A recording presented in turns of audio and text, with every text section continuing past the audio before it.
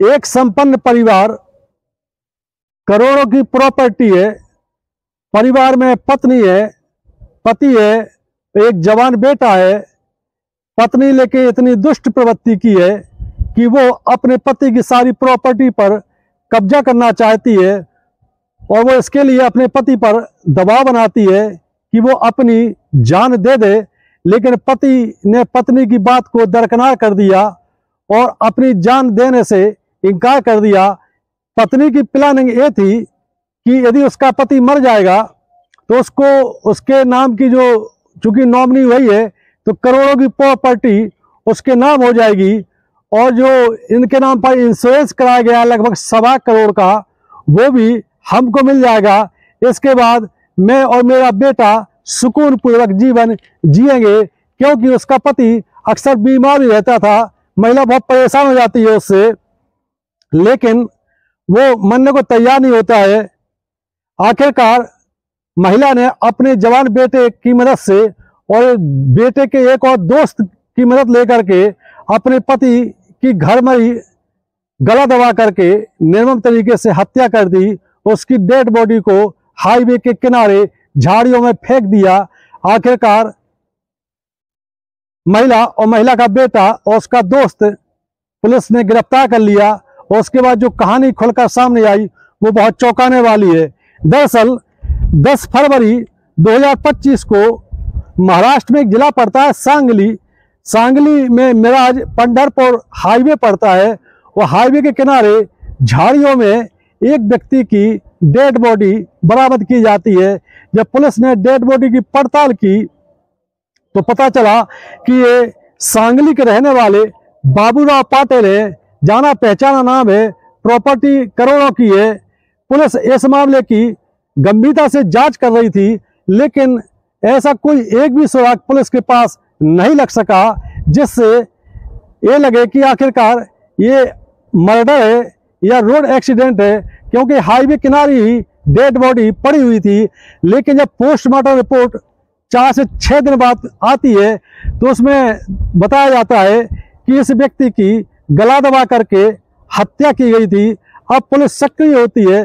दरअसल पुलिस को जब कोई सुराग नहीं मिलता है तो पुलिस जो पीड़ित होते हैं, पीड़ित के परिजनों को पर ही शंका करते हैं, उनके आसपास जो लोग होते हैं उन पर शंका करते हैं। परिजनों के अलावा जो रिश्तेदार बहुत खास होते हैं उन पर शंका करते हैं। इसी के तहत पुलिस ने इस मामले में अब बाबूराव पाटिल की पत्नी वनिता पाटिल और उसके बेटे तेजस से लगातार पूछताछ की और लंबी पूछताछ के बाद 3 मार्च 2025 को आखिरकार पुलिस ने मामले का पूरा खुलासा कर दिया। हत्या के आरोपी वनिता पाटिल और उसके बेटे तेजस और उसके दोस्त ने पुलिस को बताया कि हमारे पास करोड़ों की प्रॉपर्टी है और कई बार कहने के बावजूद ये अपनी जान नहीं दे रहे थे। इनके रहते हुए हम बहुत परेशान थे, क्योंकि ये अक्सर बीमार रहते थे।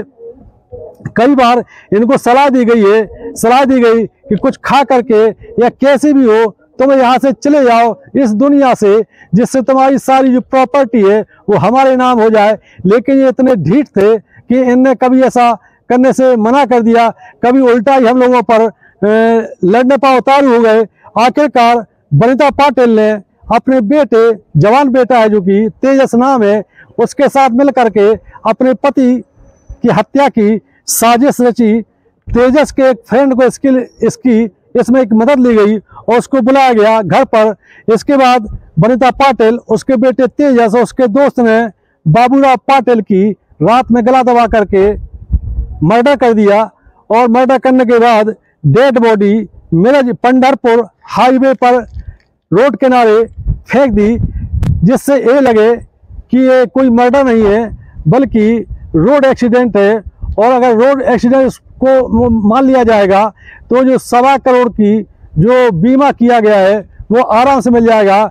लेकिन पुलिस ने जब सारी कॉल डिटेल निकाली तेजस की, वनिता पाटिल की, उसके दोस्त की, तो उसमें कुछ पुलिस को ऐसे सुराग मिले जिसके आधार पर पुलिस ने तीनों को गिरफ्तार कर लिया और इनको जेल भेज दिया।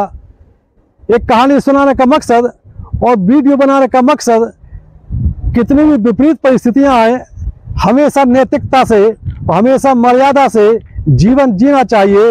यदि सुकून की राह पर आप चलना चाहते हैं, जीवन में शांति चाहते हैं, तो ये कहानी आपको कैसी लगी, क्या कमेंट है? आप हमारे चैनल को सब्सक्राइब करें। जय हिंद, जय भारत।